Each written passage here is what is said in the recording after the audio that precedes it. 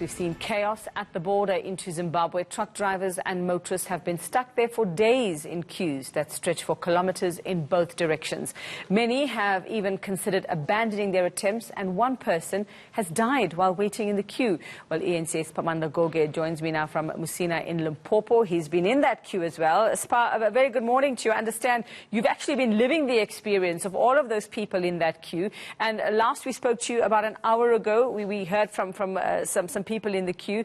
But what's it been like over the past hour? And have you even seen anybody of authority actually tending to those in those queues?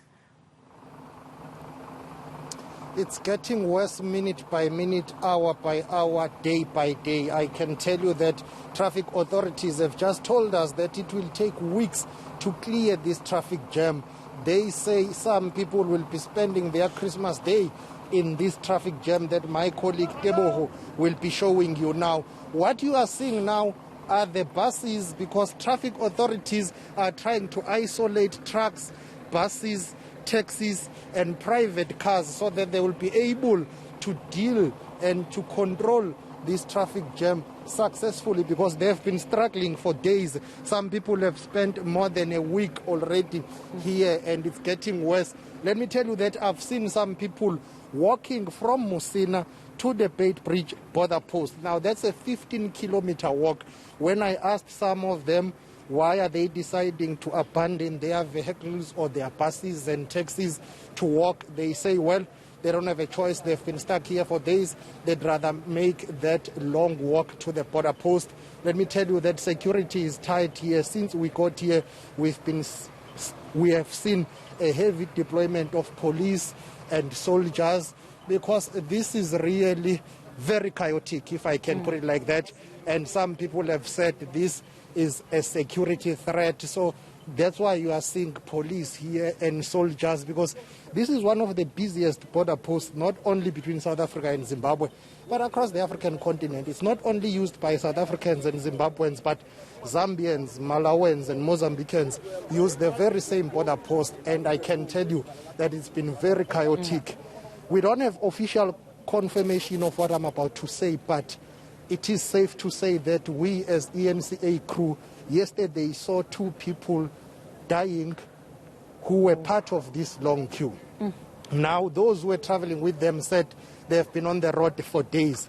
2 Zimbabwean ladies, we saw their passports and we spoke to some of their relatives and fellow passengers, said they have been stuck here for days. They complained about the heat, feeling dizzy, asked for water. And I guess what is making this situation more complex and more serious, and also sad at the same time, is the fact that people don't have access to water here. They don't have access to ablution facilities. So what you see here, people will be stuck for days without water. And today, it's 36 degrees Celsius. And I can tell you that yesterday, it was equally hot, but today, it's worse than yesterday. It's just after 9 o'clock, but many people here say it's too much. They can't take it, and they will be stuck in this traffic for hours. And tomorrow is the 24th of December. Friday is the 25th. Some people have accepted their fate that they will not be able to get home before Christmas Day. Others say they might get home just after the 28th of December this year. So that tells you how serious the situation is. And also, traffic authorities and personnel members here, they are overwhelmed. They are struggling to control this traffic jam, because some people are deciding not to obey the instructions and the rules that they are getting from traffic authorities. You can imagine how chaotic that is. Some people decide to jump the queue. Some are frustrated, saying they've been here for days. Interestingly enough, I spoke to a truck driver who's been traveling from Durban to Harare. He says he's been here for 5 days and he has just decided to park his truck. He says he will wait and see what happens, because it's been very frustrating. But let's listen to what some people said earlier on when we spoke to them. I'm from Joburg. I'm going to Zim side. It looks like you will spend days here. You haven't even reached the border post. Are you worried that you will spend Christmas here? Yes, I'm worried because I'm spending 2 days here on the road. So, yes, I'm worried. It's already been 2 days, but do you know what is causing the delay? Did someone explain to you why are you stuck here? I don't know, because I don't know what is. Ma, I see you are really frustrated and tired. How are you feeling? I'm tired. How long have you been on the road for? 5 days. 5 days? Yeah. It looks like you'll spend more than that, eh? But what's the problem? We also don't know what the problem is, but we understand that it's got to do with COVID-19 screening and the fact that the border closes at 10. So no one explained to you what is causing this delay? Nobody. Absolutely unbelievable that, Sipha, what people have had to go through. You've lived it, you've experienced it as well. And, you know, the thing is, we always hear every single year of problems at the border, at this border. We hear of people, but is it really, you know, how bad is it compared to previous years? Is it that much worse? And like you were explaining to the lady, you understand it's got to do with COVID restrictions. It's got to do with, you know, people having had to have their tests done. So, you know, from what you're hearing, you know, just what could the complications be there? And I mean, 5 days, surely doesn't take 5 days to even sort out those complications, even if they are COVID related. It's worse than previous years. Yes, during this festive season, you will have traffic jams heading to the Beitbridge border post. But here, it's not happening. Let me just see if we can speak to this gentleman here. I see he wants to say something. He's really frustrated. But yes, it's worse compared to previous festive seasons. Say, I see you are frustrated. How many hours have you spent on the road? I left South Africa last night around past 3. I'm still here. I'm still stuck. I'm now broke and frustrated. I don't know what I should do to get to Zimbabwe and see my family. It has been almost 1 year, 3 months without seeing my wife and my children. It's very painful. I heard that she's pregnant. Okay, thanks. Well, the gentleman says he has not been home for 1 year, 3 months. He says he's heartbroken because it's clear that he will be spending more days on the road. As Teboho is coming with me to show you other cars that are here.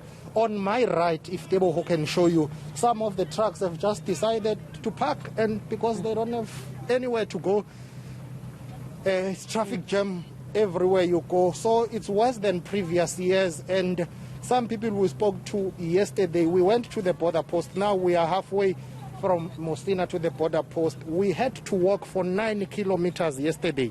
We had to park our car, walk for 9 kilometers going to the border post so that we can interview people there. When we got there, some people we interviewed said it took them about 2 days to be processed and screened for COVID-19. They say that's what is complicating matters. And also, there is a curfew in South Africa between 10 and 4. The border gate is closed, so nothing moves in between that time. And that is what is partly responsible for this traffic jam. But it could have been avoided if authorities from both sides, Zimbabwe and South Africa, had planned properly, because we all know that this is one of the busiest border posts. Well, Sipha, I have to wonder about those COVID tests, because we know that a lot of people, all of them would have had to have those tests to be able to go across. But from the people you've spoken to, how many of them actually knew? How many of them have actually had those tests done? And I ask this because this opens the door again to further corruption at these border posts. I mean, let's call it a spade a spade. We know it happens there. So this opens the door for that. And also, what about people's safety? In terms of COVID as well, those who are waiting around each other, like you said, there's no ablution facilities, there's no water as well, and these people are sort of mingling and finding themselves in the same spot at some point. Indeed, and this has been classified as one of the potential super spreaders in terms of COVID-19. Some people are wearing masks, but some people are not wearing masks here. We have seen that some people are not even using sanitizers because they don't have sanitizers.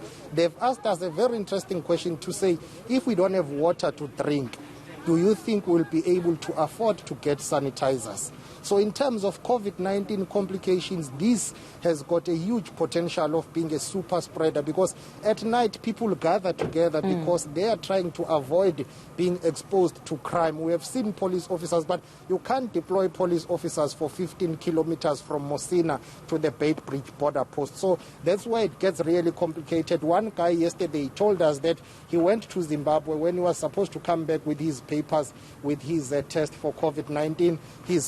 His papers were classified as fake by personnel at the border post, but he says he had to make a way to come to South Africa. So we asked him whether his certificate or test results were genuine or not, and then some people are laughing us off, they will just laugh off and then they will go away. But it talks to the issue of security at the border, and some people who were observing what they were saying, listen, with money all of this can be solved. Those who've got resources are able to jump the queue. We have not seen them, but we have heard people saying those who have money are able to jump the queue and get closer to the border. So this opens for further scrutiny and the possibility of corruption at the border gate. A desperate situation as well. Well, you take care and be safe yourself. Siphamandla Goge there at the border for us, going through the experience himself, what people have been going through, some of them for 5 days. It is unbelievable.